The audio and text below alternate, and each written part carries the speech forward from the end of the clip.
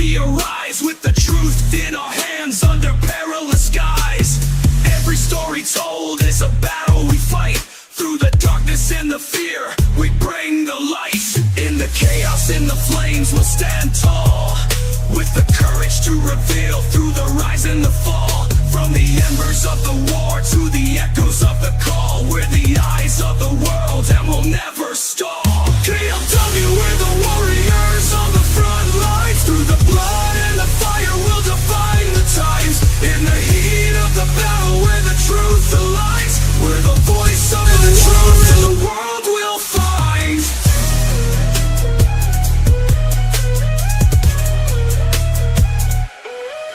From the ruins and the wreckage, every story's told. Through the tears and the heartbreak, the bravery unfolds. In the darkest hours, when the world's torn apart, KLW brings the stories straight from the heart. With the cameras rolling through the wreckage and the pain, we capture the reality while the world remains. Every angle, every moment in the line of fire, we're the pulse of the battlefield, never to tire. KLW, we're the warriors on the front lines. Through the blood and the fire, we'll define the times. In the heat of the battle, where the truth aligns, we're the voice of the war and the world will find. KLW, we're the warriors on the front lines. Through the blood and the fire, we'll define the times. In the heat of the battle, where the truth aligns, we're the voice of the war and the world will find. Through the smoke and the ruins, we'll pierce the veil. With every breath we take and every tale, we're the heartbeat of the conflict in the shadowed frail. With KLW's vision, the truth won't fail. Stand firm, we're the beacon in the fray. Through the dust and the fury, we'll light the way. In the fight for the truth, where the heroes lay. KLW, the story's here to stay. KLW, we're the warriors on the front lines. Through the blood and the fire, we'll define the times. In the heat of the battle, where the truth aligns, we're the voice of the war and the world will find. So here's to the courage and the tales we unfold. In the heart of the conflict, our story's told. KLW, with the truth we hold. In the fire of the war, our legacy bold.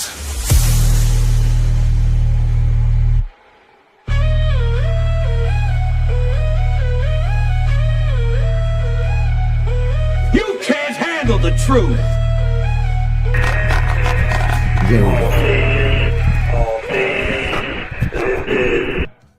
This is KLW World News with nobody other than the one and only Georgie from Ukraine Matters. It is an honor to have you here, Georgie. Thank you very much for taking time out of your day to come and spend part of it with you or with us.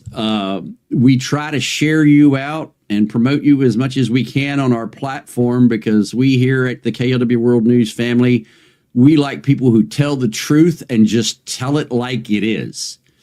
And when it comes to talking about Ukraine, I think you and I have a lot in common, because we both have a deep love for the country and the people, and we think what is going on over there is absolutely wrong. And I think that there should be more people like you out there promoting and telling people how it is to help the people of Ukraine.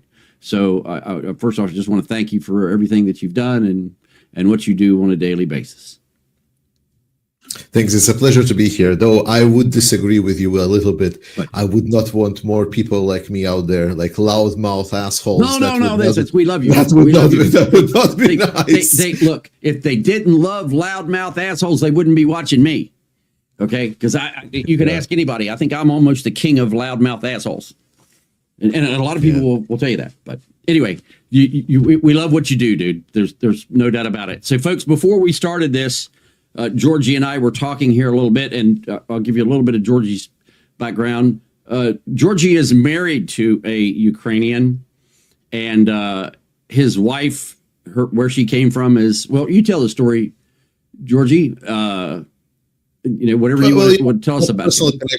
My personal connection to Ukraine extends both on the family side, that I have a wife. Part of my family is still living in Ukraine, literally on the border with Russia.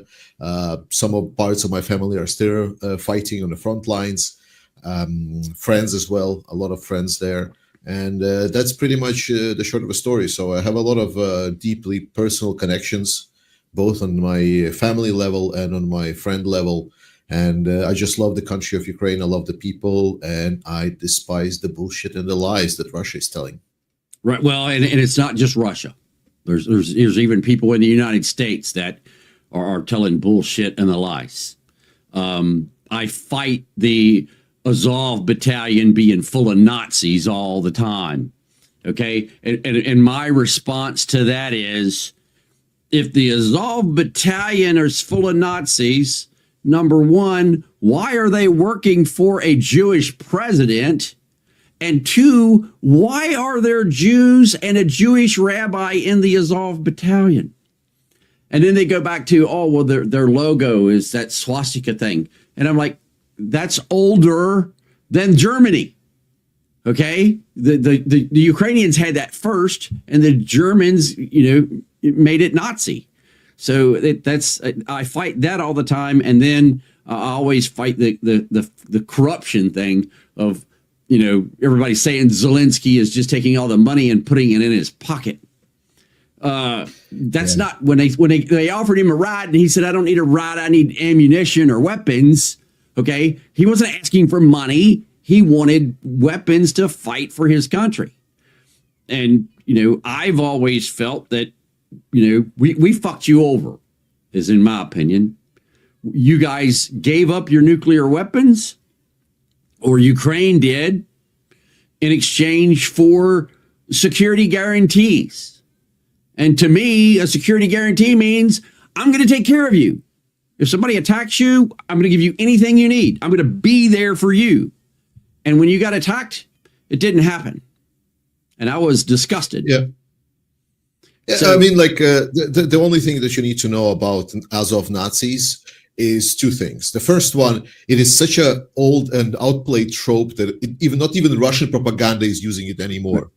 Whenever you hear about Nazis in Ukraine, you're never going to hear it anymore from the Russian propagandists. Like, they're going to mention it as a bypass, but they never will go in details that it's Azov battalion or whatever. They already exchanged supposedly biggest Nazis in Ukraine for Medvedchuk. Like, if you go in detail, that's another story. But the second part is that, are we talking about the Nazis that are doing something that is Nazi-like, or because that's not Ukrainians that are doing right? Because a lot of people, like especially in the Western world, like they are looking at the symbols of Nazism and don't go too much in depth. Whereas for Russia is completely different. For them, Nazi is just a catch-all term for like everything that opposes Russia. Like, you oppose Russia, you oppose Russian propaganda, you oppose Russia, big Russia, glorious Russian Empire ideology, you're a Nazi. So for both sides, it's been diluted term. It doesn't mean anything, especially that doesn't mean what the actual Nazis did and the actions that the Nazis did. Instead, people's like, oh, this guy has like swastika, therefore he's evil or whatever. Like, no context whatsoever and so on. I don't say that like having swastikas as tattoos is cool and so on, but like some people just don't fucking get it. When I've seen this plenty. It's like, oh my god, there is like a swastika in Ukrainian tongue. It's like, it's such a meta humor that people just, it's like hard to them to explain. Like, they're doing it because they're idiots. Like, because there's not as many Nazis in Ukrainian military as there are fucking idiots. Right. And because they don't think about how is this going to look and so on, because they say, oh, Russians are calling us Nazi. Well, let's see what they're going to say when they're going to see this. Well, but that's how we end up in this weird situation. And they leave out the fact that Wagner was named after the favorite composer of Hitler, or that the guy who created Wagner has swastikas tattooed on his neck and has a complete Russian uniform tattoo, or German uniform tattooed onto his body. They don't say anything about that. They only want to badmouth the. It's actually hilarious. Everything with regards to Wagner right? It's absolutely hilarious. I'm not sure if you read Russian or listen to Russian, but like when the Russian, these Z propagandists, because they need to always like, thread on the thin ice whenever they're talking about, so whenever they're discussing this Wagner, because Putin obviously killed him. Like everyone knows that. Right. It's like a Polichinelle secret and so on. But because they cannot say this, like, oh, our glorious leader Prigozhin was such a good guy. He's like, and then like, but what happened with him? Whatever. Yeah, like, yeah. Can you by any chance tell me what happened with him? And it's like, nope, no, nothing. So they were just like, oh, Prigozhin was so good, but now he's gone. Sad. So what do you think about the situation now? Do you think, I mean, I know that there's a lot of back and forth. The Ukrainians are making moves into Russia. They've taken some land over there. The Russians are trying to take land back from the Ukrainians in other places. A drone hit a car from the IAEA today. I don't know if you knew that. They've already said that was a bad thing. Of course it is. They've rigged that nuclear facility over there with explosives. We knew that they were going to blow the dam to flood all those people over there. And then they fired at the dam the other day, but people want to deny that. But we've got the proof that that's going on. I mean, and I think the U.S. giving Ukraine weapons to fight the Russians, we just need to give you more. 6 F-16s. And what a lot of people don't realize is, do you know that the proposal to give Ukraine F-16s is from August of 2014? Imagine that. It was proposed by General Clark to give them F-16s in 2014. I actually sent you that document. I don't know if you looked through it, but, all of the proposal of what we were going to give them, what we're doing, and hell, Obama didn't do shit the whole time he was there. He gave them the most embarrassed I've been in my life, other than when I passed gas real bad in church one time. The most embarrassed I've ever been was when I got over to Ukraine and I saw what the Obama administration had given you, which was blankets with holes in them big enough for me to stick my arm through. Humvees that didn't even run. And I'm like, this isn't aid. This is shit you're trying to get rid of. It costs more for the fuel to fly the thing over there than everything you gave them on the plane. So I felt awful. And then I saw GV and Motorola. You know who they are? Yeah, the guys that went to the terrorist heaven. Yes. One in the elevator and the other one, I don't remember. In his office. Yeah. No, it was the fire thrower, the Schmil. What was it called? The hand fire thrower. Right. That's what I went. That's what I went over there for. Was to provide the Ukrainians with stuff to remove those two guys. Because and I told the colonel that because he asked me. He said, "Why do you want to come to Ukraine?" I said, "I want to remove GV and Motorola from the battlefield." And his response was, "How soon can you be here?" And I said, "How soon can you get me there?" He said, "We'll be in touch." And the following day, I had an email from the Ukrainian embassy inviting me to come to Kyiv and then to Dnipro and then over to Donetsk. And I gave them all kinds of stuff. It was, night vision, thermal imagers, sighting equipment, encrypted radios. I mean, I bought and cases of Marlboro cigarettes. I had everybody on the plane that flew over carrying 2 cases of Marlboros, because the lady said, "Well, you can't take, you can only take 2 cartons of cigarettes." And I said, "What?" Because I had I had a suitcase full of Marlboro Reds for the guys over there. And so everybody that was in line on the plane, I was giving everybody 2 cartons of cigarettes. So give them back when we get to France. So got them back in there. And then when I got on the Ukrainian plane, they didn't say shit about it. But anyway, yeah. I went over there to give them everything I could and help them in any way that I could. And it was, it was one of the highlights of my life because I felt like I was really doing something for somebody that deserved it, and I loved all the people over there. The people were the nicest people. The whole time I was there was nothing that nobody would not do for me. And everybody was kind, and everybody, it's a wonderful people. It reminded me of growing up, because I grew up in a small Mennonite community, and it's an agricultural community over there. And everybody is nice, and nobody yelled. The only time I heard yelling was the colonel who I was working for, and he yelled so loud you could hear him outside. So, but that was, everybody else was calm, cool, and collected, and they just took me in like I was family. And I fell in love with the people right away, and I've been in love with them ever since.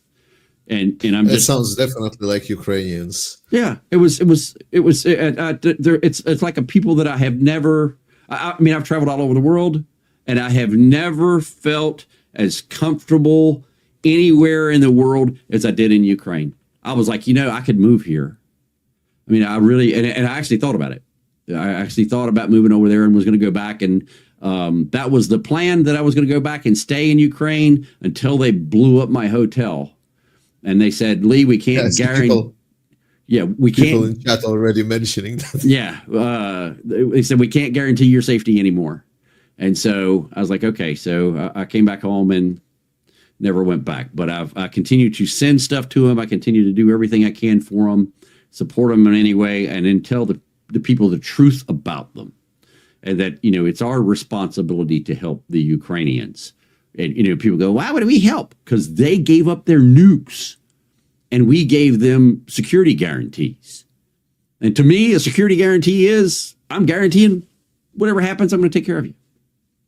Yeah, and I agree. Like though oftentimes, like on my show, and for a lot of people that I know, because it's like I can understand it. Probably you can understand it. You have personal investment, but I always try to, I'm a capitalist. I like business, right? So I told you I'm a corporate guy. So I always try to find something that would benefit both sides. So my biggest arguments is always that it's not about us just handing out donations to Ukraine, right? Every help to Ukraine that we give, we're literally removing threat to us, to our ways of lives, and so on. So, because if we're going to leave this mess unresolved, right, and I believe that's the current plan of both Joe Biden and Donald Trump, except Donald Trump wants to kind of speed it up and get some kind of negotiated solution. Right. Because I'm absolutely sure that Joe Biden was also not like, okay, we're just going to let Ukraine win.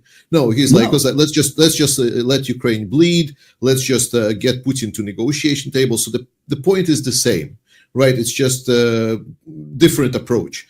And I think, my personal opinion, that it's absolutely disastrous for us, because we're going to leave another big bleeding wound in the heart of Europe, which is not going to be guaranteeing our safety. So for me, that's why I'm trying to make a case in point. That's for us, I'm a European, right? I'm not an American, so I cannot appeal really to American values. That's why there's like people like Jake, maybe you, Andrew Mercado, and other Americans that are making really good cases, right? But for Europeans, it's crucial that we resolve this so we can continue living in our own peaceful fucking world, where we drink our coffees and don't even bother about getting the 2% security budget. Because right now it's a little bit of a joke, as we are just basically running around with our pants down, as completely forgetting that we are one of the most powerful economic areas in the whole world, and we can absolutely shut Russia up, both in economic and actually, to be honest, even military sense, if we would have the will. But we're just like trying to find out where our balls are, because we left it somewhere, but we cannot really remember where.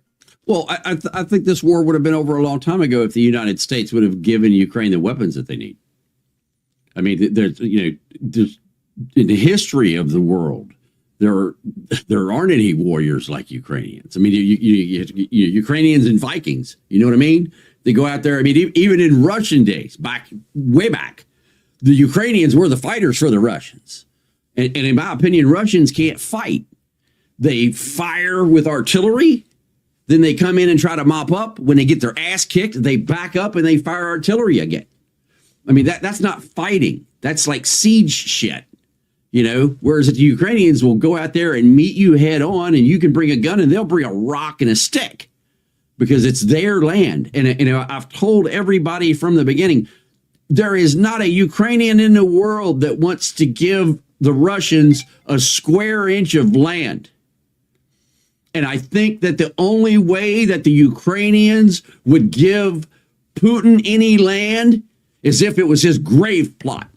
But other than that, they wouldn't give up an inch of land for Russia. And I think that this idea that Russia and Ukraine are going to stop fighting and Ukraine is going to allow Russia to keep all that land, that will never happen with any of the people I know in Ukraine. They will go, bullshit.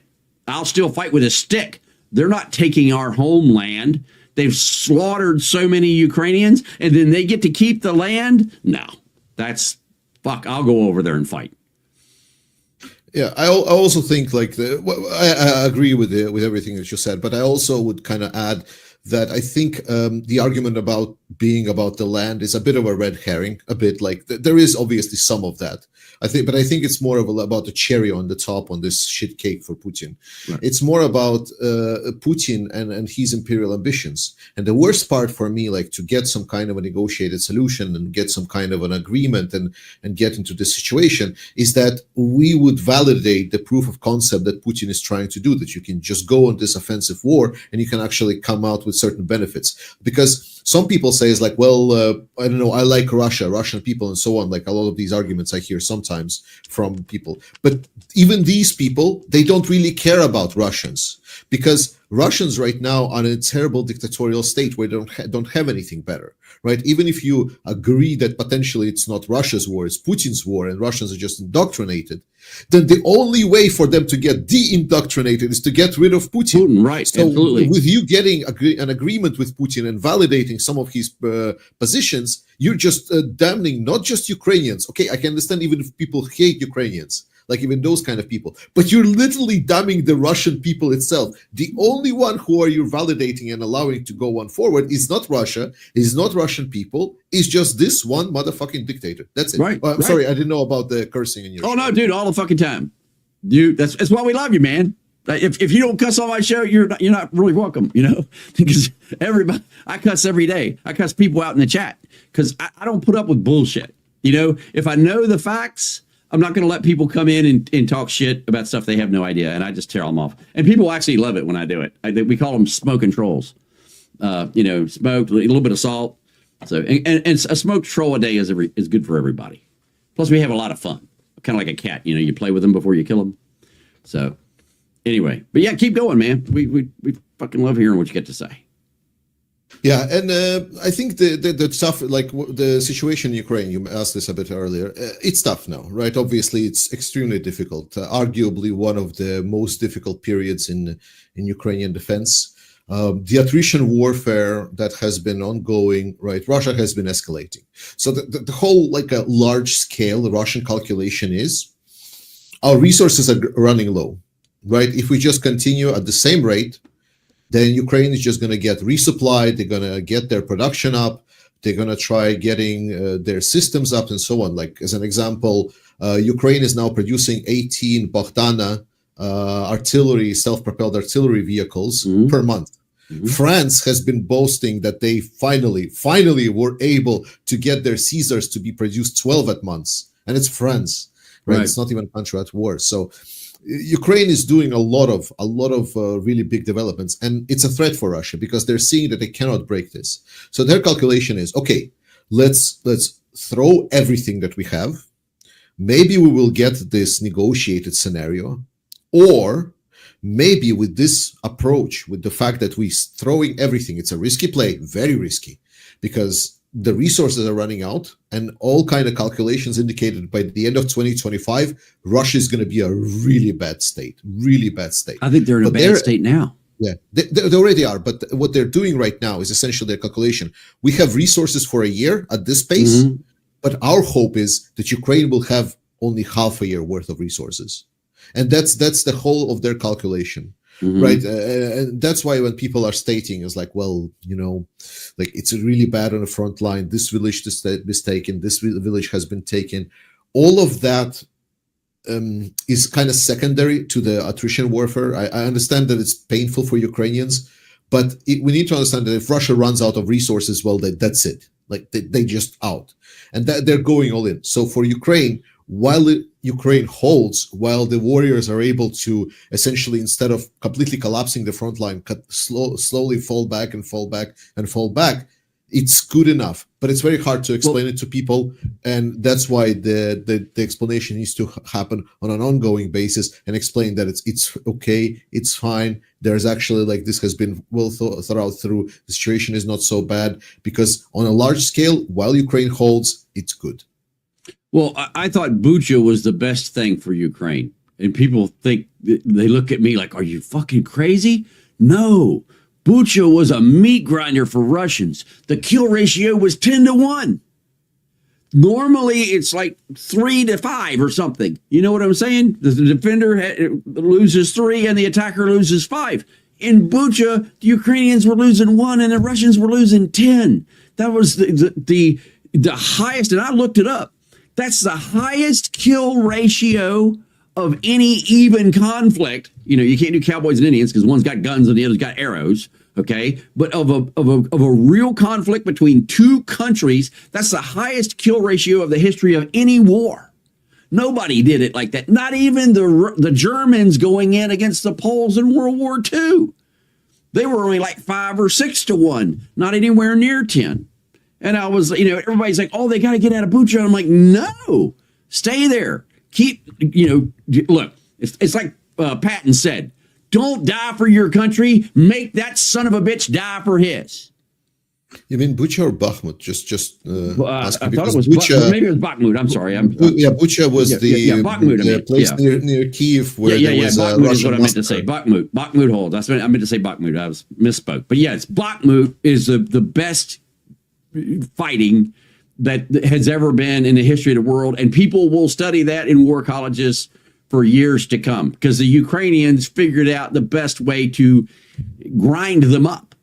The problem now is that we've got 100,000 North Koreans that Kim Jong-un has agreed to send over there. They're already starting to kill some of them off. And we've been following North Korea and the ammunition moving across and the troops coming across. I mean, I don't know if you've watched my channel at all, but if you come onto the channel sometime, you'll see we track all the airplanes, we track all the ships, we track the trains. We've got we have a new flight simulator now, and I did the other day. So I bought Flight Simulator 2000. And I bought that not to fly around in for me, but I bought that so that I could fly over the battlefield and show the world what Russia was doing to Ukraine. And when I got it, we built a new server for it and everything. And when I got it, I was so depressed because Microsoft creates AI buildings over the bombed out city, and you can't see a single building that's been destroyed. You can't see. They're hiding what the Russians have done. So I'm paying a programmer to go and remove all of the AI so as that I can fly around that in 4K and say, this is what they do. This is how they do it. This is what they're doing to these people. How can you not support a civilization that is being slaughtered by these barbarians? You know, and it all goes back to Ruski Mir. You know, a lot of people don't even understand the Ruski Mir. And I didn't even understand Ruski Mir until I went to Ukraine. And once I got over there, well, by God, I'm an expert on Ruski Mir now because all the years that I had worked with Russians and so on and so forth, once it was all explained to me, it came on like a spotlight, dude. You know, and for everybody that doesn't know what Ruski Mir is, people talk about Hitler wanted to create a superior race. In Russia, Ruski Mir, they think they are the superior race. We're like cockroaches. We're invading on them. It goes back to the old joke about the only countries that Russia doesn't invade, the only countries on Russia's border that Russia doesn't invade are countries that Russia wants on their border. Who does Russia want on their border? Nobody. So if you border with Russia, one day they're going to try to come for you. It's that simple. And I think NATO, when it was created, was a great thing. But, now we've got politics and nobody wants to do this and nobody wants to do that and nobody wants to pull their share. Look, we all need to get together and stomp out the problem, and I was furious the other day when I found out that Ukraine has only received 25% of the weapons that they have been promised over the last 4 years. And I'm like, are you kidding me? They're sitting there in the damn warehouse and we're paying to destroy them. Why would we pay to destroy weapons when we can give them to Ukraine and they can use them for the purpose that they were intended? So that's, I don't know. I get infuriated a lot with, and people go, oh, you love Trump or you love whatever. No, I fucking hate them all. I can't stand people that lie. I'm not a political person. I care about the people in the world, and I don't care if you're a Republican. I don't care if you're a Democrat. I don't care if you're gay. I don't care if you're straight. That's your fucking business. But what I do care about is my word. And when the United States gave their word with the Budapest Memorandum that we would protect Ukraine, well, then by God, we should have done it. And anybody that doesn't support that is fucked up in the head, in my opinion. Because if you say you're going to protect somebody, then by God, you better do it. You don't get, well, that was back then. It doesn't matter. Yes, it does. My dad always raised me, if your word isn't any good, neither is your signature. And if your word isn't any good and your signature isn't any good, neither are you. And so when I went over to Ukraine, I wanted to let everybody in Ukraine know that, look, not everybody in America is a worthless motherfucker like Obama. Okay? There are people in the country who actually care about their word. And my dad always taught me, if you tell somebody you're going to do something, you do it even if it takes the skin off. And so I put skin in the game. And I think everybody in America that values their word should fucking step up and help Ukraine, whether you go over there, send something over there, send money or whatever. Oh, and that's something else I wanted to bring up to you, and you need to tell your people. China, as of yesterday, is cutting off supplies of drones to Ukraine.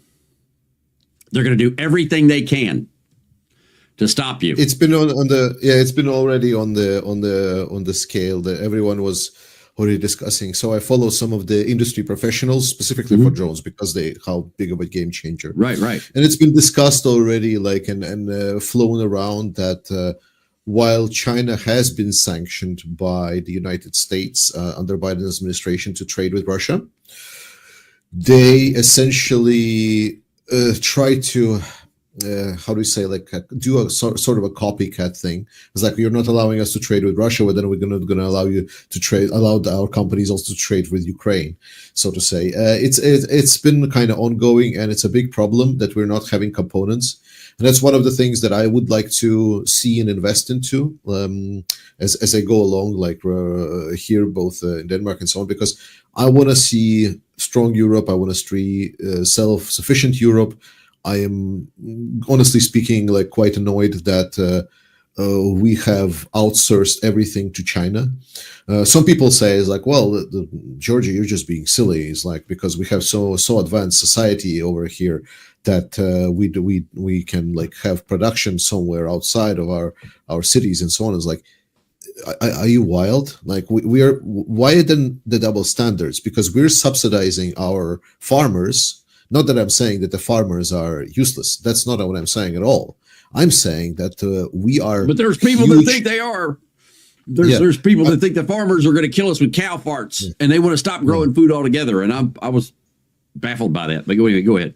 It's wild because we have huge overproduction of food in Europe. Europe is a huge over-exporter of food. And that's why everyone in Europe is so terrified of Ukraine joining the European Union, because Ukraine is such a dominant force on the global market with food, that if we suddenly would join EU, it would basically sabotage the whole European farming industries. And we would have like basically economic collapse. Why? Because we are artificially sustaining our farmers. Like, we are not allowing the market forces essentially to work with our farmers. And as I said, like, I'm a capitalist, and while I understand that people want to subsidize farmers, but then why are we exporting our production? Like, industrialize. We all know what to do. Industrialize. Maybe not all of the farmers would want to work at the factories or have these smaller factories, but then like provide this as an option. Like, why do you need to get things done in China if you can maybe like consider, instead of subsidizing farmers, maybe industrialize? Well, what irritates me is the Polish truckers that want to block the aid coming into Ukraine because of, some stuff they've got. Look, you don't stop a guy who's fighting for his life from getting ammunition because you don't agree with some of their politics. That just infuriates me that they park their tractor trailers at the border crossing there to stop them from coming in. The absolute cowardice of a lot of these people that are just like, oh, we cannot influence the aggressor. We cannot just go against Russia or like protest on the Belarus border because they're allied, like because it's going to be bad. Instead, we're going to try to beat down the person that is being beaten down already, and we're kind of just going to throw in a sucker punch or two in there. It's absolutely disgusting. Like, this is probably the most sickening self-reflection moments that I've seen a lot of times. Not just the farmers, a lot of the other things as well. But the fact that it's like Ukraine is already being beaten down from all sides, like 3/4 of their borders are with the hostile states, and they're like, yeah, also here is another one. Right, there you go. Right.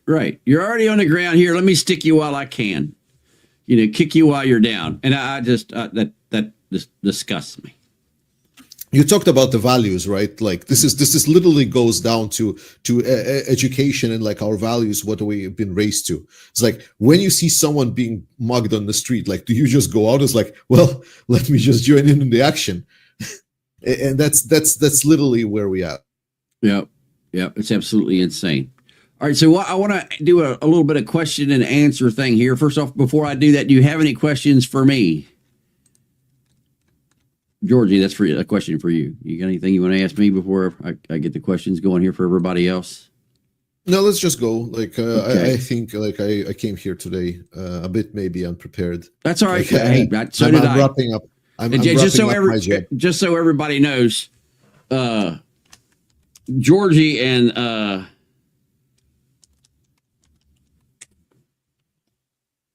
Georgie and I both have a misunderstanding. I thought I was going to be on his show. He thought he was going to be on my show, and now we're here together just on a show. So if you guys got questions, put them into the chat for Georgie. He's actually got them. You got the show up on your end. You can see them in the chat there in real time.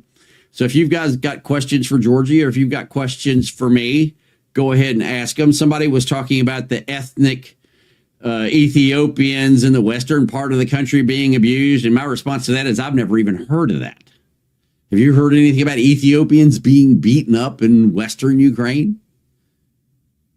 Ethiopians in western Ukraine? Yeah. I mean, like, don't get me wrong. Like you can get a fist shot in your mouth in Ukraine if you're being an asshole. Right. That's kind of true. Like, people there, especially if they're drinking or something, it can get heated sometimes. But like, what? Like, that sounds really, really wild, especially in Western Ukraine. Western Ukraine is, you've been to Ukraine, like Western Ukraine is especially like peaceful. Ethnic Hungarians. Yeah, is that what it is? Ethnic Hungarians. Okay. Hungarians. Okay, so this is a huge propaganda piece by like Orban and so on, because he wants a lot of the some land from Ukraine, because it was belonging to essentially the glorious Hungary. And there is a part of Ukraine that has a strong Hungarian minority, and Orban has been essentially strong-arming Ukraine into making secession. So, for example, Ukraine, main language in Ukraine is Ukrainian, right? So what he wanted to say is, like, you must you must support that people can study in Ukraine in government paid and run schools in Hungarian. And that's basically not a common practice in Europe at all. Like almost nowhere else in Europe it's present. It's a bit hard to explain about this to people in the US, because I don't know about your education system, but I've heard that it's a little bit more lax about what kind of curriculum or what kind of language is being used. But in generally speaking, like for Ukraine, for a unified country, it's absolutely ludicrous. Beyond that, like I believe he also wanted to force to allow Ukraine to do the state business in that language. So essentially not even like using the state language at all. Right. And Ukraine has legislation on protection on minority languages. Ukraine has legislation on protective, but Orban just was strong arming to essentially decouple that region from the mainland Ukraine and create it as an autonomous region for Hungarians. And that's been his plan all along. It's been ongoing for a while, and he's been using a lot of the same Russian tactics, stating and working with the local population as like, you're not really real Ukrainians. You're not actually part of Ukraine. You're all Hungarians. You need to demand like more autonomy from yourself. They've been doing this propaganda. They've been investing a lot of money into that region and so on. And they've been doing a lot of these propaganda narratives about like Ukrainians and putting them against the Ukrainians themselves for a long time now. It's been working really poorly, just because like in Ukraine, generally speaking, Ukraine is very tolerant. It's a multicultural society. There's like all different types of cultures are available there. So it's really, really wild. And it's only because Orban, he wants to be this pseudo dictator that want to kind of, I don't know, get some kind of his political will. I'm pretty sure if Orban will be gone, suddenly, there's not going to be any issues anymore with Ukrainians or Hungarians. How did this happen? Well, and the Russians don't want to let Ukrainians in eastern Ukraine speak Ukrainian anymore. You know, if you're over in eastern Ukraine where they've taken over, you can only speak Russian. You can't speak Ukrainian at all. So the Russians are doing to the Ukrainians what the Hungarians are claiming that the Russians or the Ukrainians are doing to the Hungarians, and it's not. It's they will lie and accuse you of doing what they are doing to you. The Democrats do the same thing, but it's, everybody's got their own way of stabbing everybody. It's absolutely insane. And ER says, I actually have a question. Sure. I actually have a question before we go on. You mentioned that you worked with regards to technology, right? The development of technology. So I want to hear your take from a person from the technological side.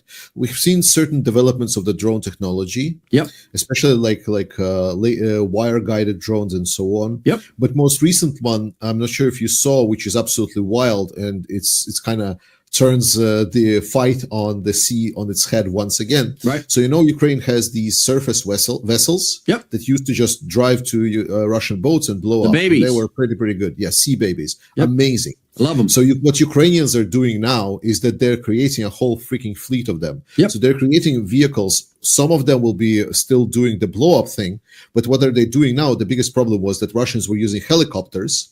So now they are putting the smaller FPV drones that can attack aerial targets on some of these. So now there is a combined attack. So now not only there is these surface vessels, but when the helicopters come to shut them down, now there's smaller FPVs. So my question is, how big is this of a technological challenge? Could something like a wire-guided FPVs be a solution? So is there an issue? They're already halfway there. Okay. So you've seen the wide drone that they fly, and they're dropping the drones off of the wings. I sent you pictures of them from back in 2014, okay? All they have to do is launch one of those. They can relay through that, just like a satellite, but it's, lower down. You get 34 miles for every 300 feet you go up. Well, shit, if you get that thing 5,000 feet up and you paint it teal blue and you cover the thing with... you make it out of fiberglass and plastic and styrofoam, okay? And then any metal that's on it, you put that at an angle so that if you fire a radar at it, It disperses it. They can even paint it with RAM, radar absorbent material. So you launch that up. You don't need Elon Musk. You don't need Starlink. In fact, it's faster if you do it yourself. And so they can broadcast directly up to that and then rebroadcast back down, and they can control the other drones and everything through that one repeater system up there. And then the other cool part about it is they can use a directional antenna on that always faces back to home. That's already made. So the Russians aren't even going to be able to pick up the signal. So on the back of the antenna, you just put a metal plate and you ground that. So that now it's not even, and if the motor is on the back and on the top, there's no thermal signature. If you use a longer prop with a steeper pitch and you do a certain process to the blade, of which the Ukrainians know, I taught it to them when I got over there, it makes it really, really quiet. So Sea Baby is an awesome thing. Launching drones off of it is an awesome thing. Using thermals is an awesome thing. Another cool thing was there could be certain times of the day and the night and weather and so on and so forth that they could do all this, and then they would be even more effective. What I would love to see is the Kerch Bridge again hit the water when Putin's birthday. You know, I think that was the greatest thing. You know, they opened it on his birthday and they blew the fucking thing up on his birthday. And, you know, and I know more about how they blew it up than what they want to say. Okay, I can tell you for sure it was not a fucking truck. Okay, truck had nothing to do with it. The only thing the truck got was blown up, but it wasn't from explosives in the truck. Okay, so I think they're doing great, and I try to help them in any way I can, and still will. I have been holding on to photographs for 10 fucking years that I did not want to put on any show anywhere, because that showed the new drones that are coming out. You know, because Ukraine's been working on these for a decade, and now they're finally coming out on the battlefield, and they're extremely lethal, and the Russians can't take it. They can't handle it. And now they're getting, you know, jammers from the Chinese and other equipment. But what the Ukrainians have changed the drone warfare forever. What the Ukrainians have done in just the last 5 years is greater advancements in drones than what the rest of the world has done combined in the last 20 years. I mean, I've been doing drones since 1994 was when I first started doing drones. I was part of the team that crashed the first $1 million drone. So, you know, that's a badge of honor. We were good too, boy. We totaled that fucking thing. I mean, there was nothing left. But we were stupid too, because we didn't know what we didn't know. And we discovered what was called emergent behavior. And that's where you program the device to do something, but when you turn the son of a bitch on, it does it totally different than what you thought. It still does it, but it doesn't do it like you thought it was going to. I mean, if the first time that I learned emergent behavior, we launched $1 million Yamaha helicopter, little drone. I mean, it wasn't little, it weighed like 400 pounds, but it cost us $1 million because they had only made like 30 of them. Okay, so we had a red one, a white one, and a blue one. So we program it to take off and fly away.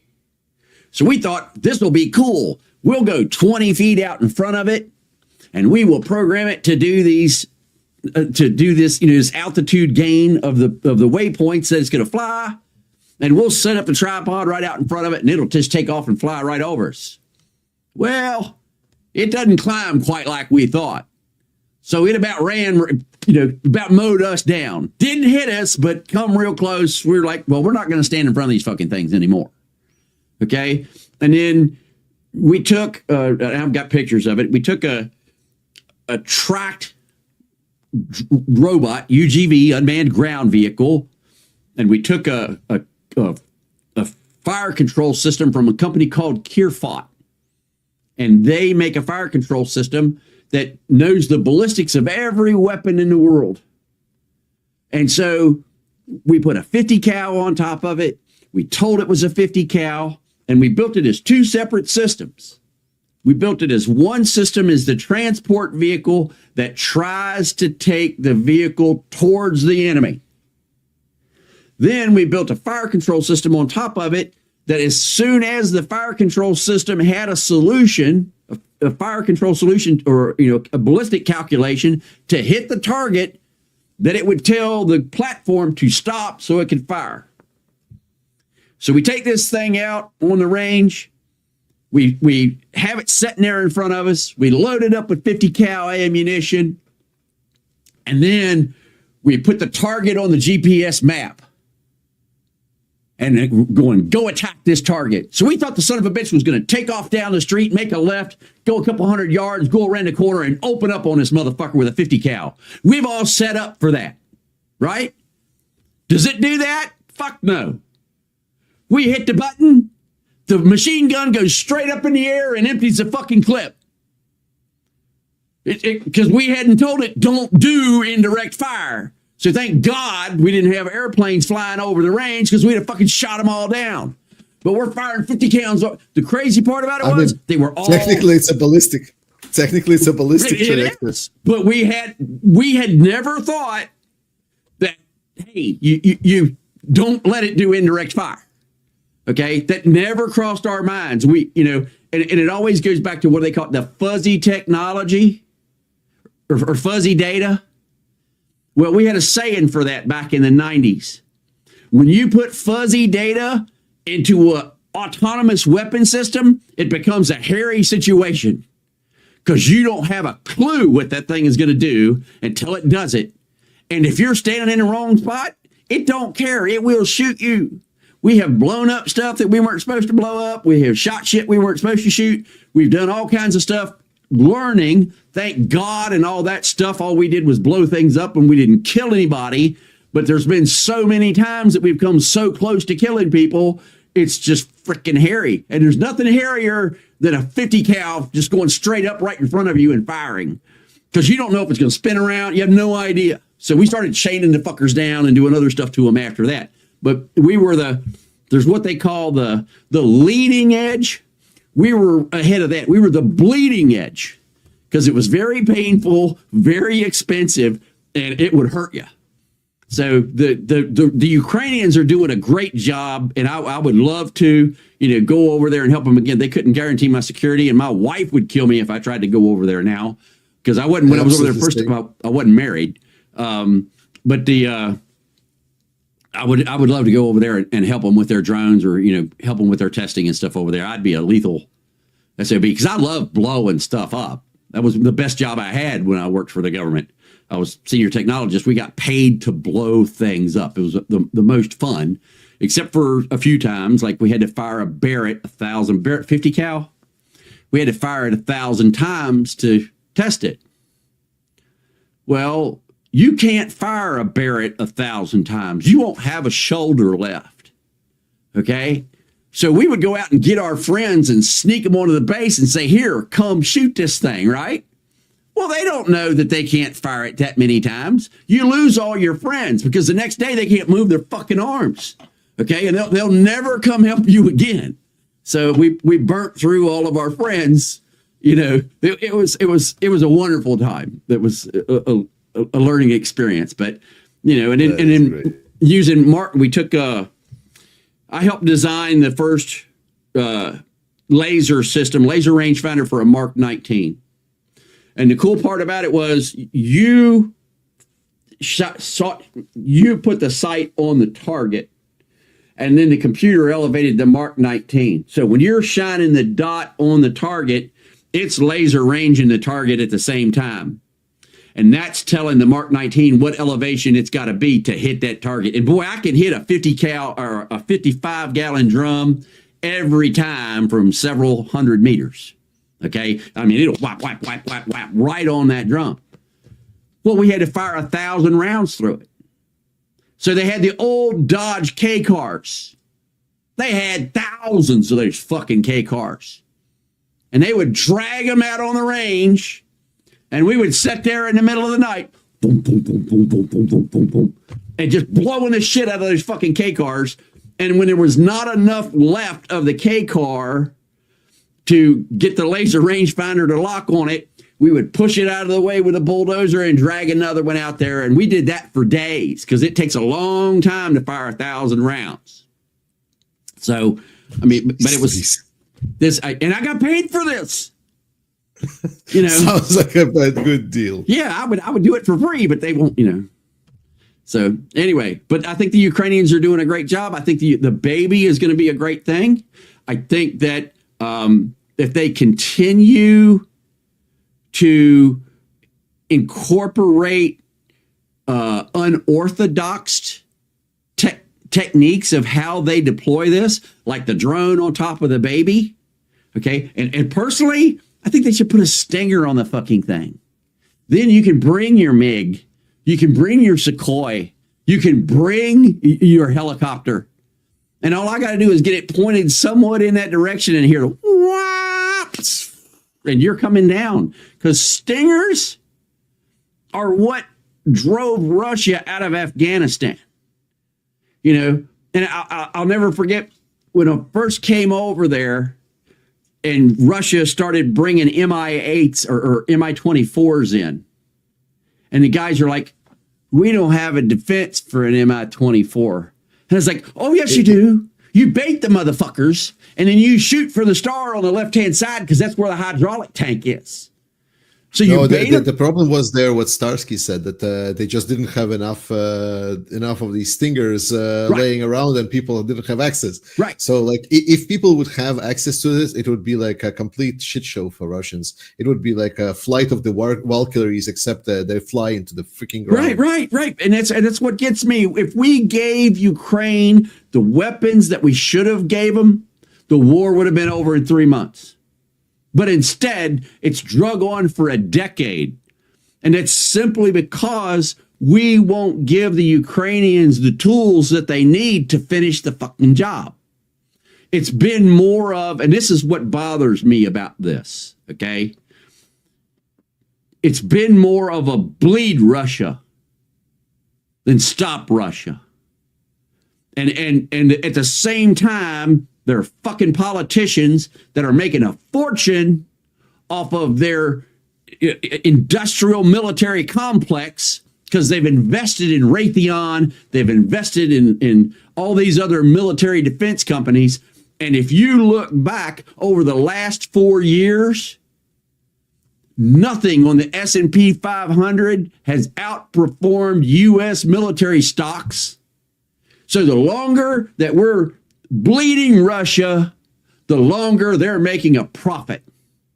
Whereas that we wouldn't have used half as many weapons, and it would have been over a long time ago if we'd have just took the fucking handcuffs off. Are you kidding me? The Ukrainians are not allowed to hit the Russians in Russia? What kind of fucking rule is that? They're coming here and killing me. You're telling me I can't go there and kill them? That infuriates me that they put a fucking leash on the Ukrainians. Yeah, and you're correctly right here. It's like I'm not one of those people that have a problem with a military industrial complex making money. Don't get me wrong. Like I am all for people that are doing what I want them is like, when you make money, make me freaking safe. Right. Get those weapons that you're supposedly producing here, developing, and so on and so on, so on. Get them to work. Instead, don't produce like these big expensive pieces that you're just gonna put out there and then you're just gonna scrap, or produce a plane just to sell it. Like it's all good, but like, can we get some actual arsenal of democracy going? Right. And well, see, the way I look at it is, let's not bleed Russia to death and slaughter Ukrainians in the process. Let's make the same amount of weapons. Let's just use them all at one time up front, get the fucking thing over with, and then for years, we'll stockpile you. You know what I'm saying? Yeah, it's still the same thing. It's part of the doctrine, right? It's what Biden should have done, but he didn't, right? Exactly. The argument goes is like, US needs to be at all times prepared to fight two hot wars at the same time, which is a sensible thing to do, right? But the nonsensical thing, in my perspective, is to get into a situation where you would need to fight these wars. Exactly. Because stopping Russia ends any kind of threat on the European continent. And then you can just focus on China. And then you know that you don't even have to worry about your essentially, right flank? Right. And China is making moves on Taiwan as we speak. Exactly. China is obviously the problem. Everyone can understand it. Everyone can understand that China is the big threat that US needs to take care of. It's like, great.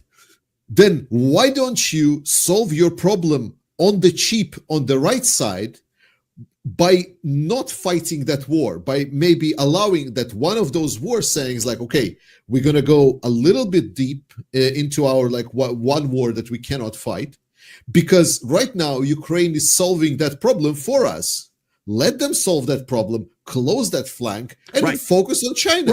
There we go. Even Zelensky offered his peace plan, and he said hey, let us win the war, and then we take your place and we secure the parts of Europe where your forces are stationed. You take that payment and pain off your shoulders. You have more forces available for you. You have the resources freed up for you. We are also going to allow you to get your preferential treatment to our natural resources. It's a win, win, win, win. Fucking A.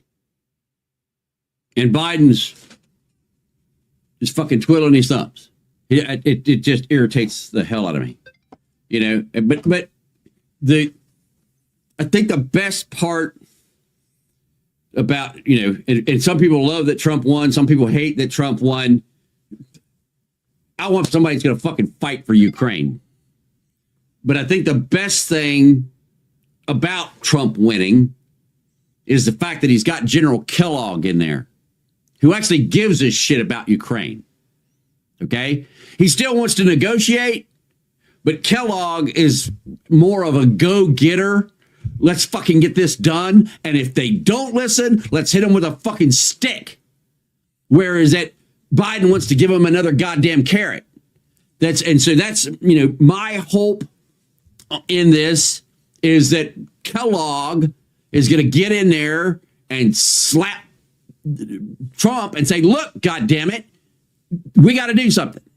As opposed to sitting there and fucking just dripping the ammunition and the weapons to Ukraine. That's the most despicable thing. To me, it's a comparison of blood diamonds. They're making a profit off the blood of the war and the people killing it. It's the same thing here. The people in the industrial complex, the longer this goes on, the more money they're making. So they just dribble it on as opposed to going in full bore and getting it over with, which is how it should have been done. And then Ukraine would have been a bigger country as far as, more population, and they would have lost less territory to Ukraine. I mean, let's just get it on. You know what I mean? Enough of this fucking around pussyfooting. Just bring it to them. Yeah, it's my hope kind of right now as well, right? As Trump is now president, and we are where we are, and there is obviously some push for negotiations. I'm a little bit split. On one side, I look at Kellogg's plan and what he's offering, and it's not the best. It's not what I would want, right? Exactly. But it offers some kind of a potential solution. Maybe then there's some kind of diplomacy. Maybe there is actually going to be protection for Ukrainians, and it's good for Ukrainians, right? Because potentially we can end the actual fighting.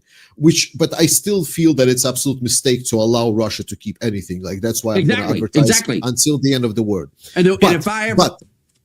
But what about the plan about Kellogg that really gets me more optimistic is that a lot of his plan is we're going to offer Russia potentially a carrot, like lifting some of the sanctions. Right.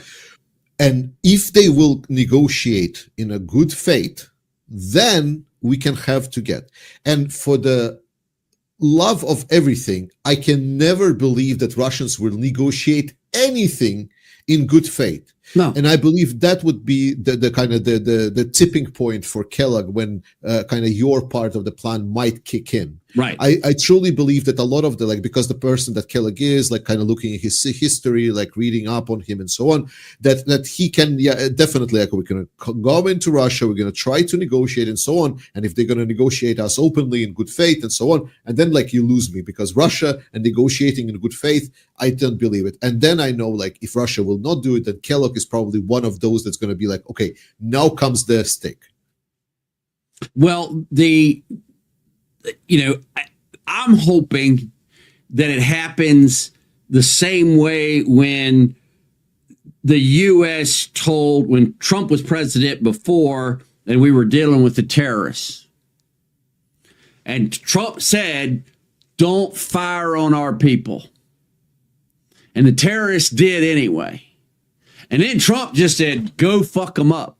And there's video of U.S. Special Forces flying in Little Birds and flying in Blackhawks and flying in Apaches and just fucking obliterating the place. It's like the 4th of July, festivities. It's the grand finale in this fucking town because everything in the world is flying in and shit's blowing up everywhere.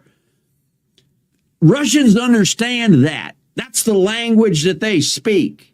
Okay, you can talk to a Russian all day and it ain't gonna do shit. But if you break his fucking nose, he's gonna listen to you after that. And the problem is, nobody has broken Putin's nose. He's gotten away with this shit for 40 years. Well, Ukrainians did, but... Right, but they're killing his people. It's not hurting. I mean, it is hurting, like, because they already got him to the position that's like, well, maybe some kind of negotiations and so on. They really already put him in a very, very desperate situation. It's just, my opinion is that we should just let them finish the job. What I'm talking about, when he shows up at his palace on the Black Sea, we blow the fucking front doors off of it. That's the message I'm trying to send. You can hide wherever you want. Drone diplomacy. Right, exactly. Here, I got a special delivery for you. Amazon's bringing something over. You'll love it. Yeah, So I think that is how that this needs to go forward. To show Putin that we're not fucking around anymore. I'll talk to you for a while, but dude, comes a point where we're going to settle this. And you're not going to. And if I was sitting face to face with Trump, I would flat out tell him, "What do you think of this, Trump? I'm going to take 20% of your property. I'm going to kill your son, and I'm going to rape your wife. And then you're going to give me 20% of your property, and you don't get anything for what I did to you." Because that's what Russia has done to Ukraine. They've killed their sons, they've raped their wives, and they've taken 20% of their property. So how much of your property are you going to give up, Trump? For nothing. I'm not going to give you anything in return. I'm just going to fucking abuse you for 10 years, take 20% of your shit. That's the message that Trump's got to get in his fucking head. Can you let me, before we wrap up? It's been an hour here and so on, but I wanna answer to the troll in the chat. You said you're gonna smoking the troll, so I'm gonna tell. Yeah, please. So the troll expressed as like, well, why is this dude like this? Is he talking so much? Why is he in the military? Well, the thing is, my stupid troll friend that you probably are banned now, is that I am physically incapable, right? I have physical problems and I cannot serve to military. So if I would go to military, I would be useless. I would be like basically bringing down the whole military. Instead, I am working here on camera, I'm working with people, and we've been able to supply the real fighters that people are capable with so much fucking weapons that they've been able to slaughter Russians one after another. We've killed countless tanks and so on. Our contribution, me and my community, has been more than one person with sick-ass body can handle. So I'm sorry that my body is weak and I cannot go die on the front lines, but I am going to make sure that so many Russians go straight to hell as I can. There you go. There you go. Well, Georgie, my friend, dude, we have got to do this more often. It has been, 2 years, 3 years in the making. that you and I have been trying to connect. Yeah, we've been back and forth for so. Right. And so, I want to come on your show sometime. You come on my show sometime. Some other time we'll have both shows going at the same time. Okay. And when I get over there, I'm going to come buy you a beer. So, we'll go out because I do want to, when all this is over, I do want to go back and see all of my friends in Ukraine and bring them all back over here and give them a tour of the United States. You're invited. So when this is all this is over, you come on over and we'll show you around DC. We'll show you Texas. We'll show you the South. We'll take you out deep sea fishing, and we'll stay away from California. You won't like that. But the rest of the country, it'll be great. We'll go to the Grand Canyon, have all kinds of stuff. Go see UFOs and do all that. For sure. Thank you so much. It's been my pleasure. Thank you so much for everyone that's been watching. Thank you, chat. Thank you for kind words. I really appreciate it. Huge shout out to obviously all of the Americans that still care. It really matters for us in Europe as well that US stays still with us very strong. And most importantly, like you shared that there's like a big fire right now. I hope everyone stays safe, and please be aware about the areas around you. If there's any special, like if there's a natural disaster, please take care of that first if you're watching them specifically from there. All right, Georgie, it has been a pleasure. And if there's anything I can ever do for you, you let me know. And I look forward to talking to you again, my friend. See you guys next time. Have a great day, buddy. That's all, folks.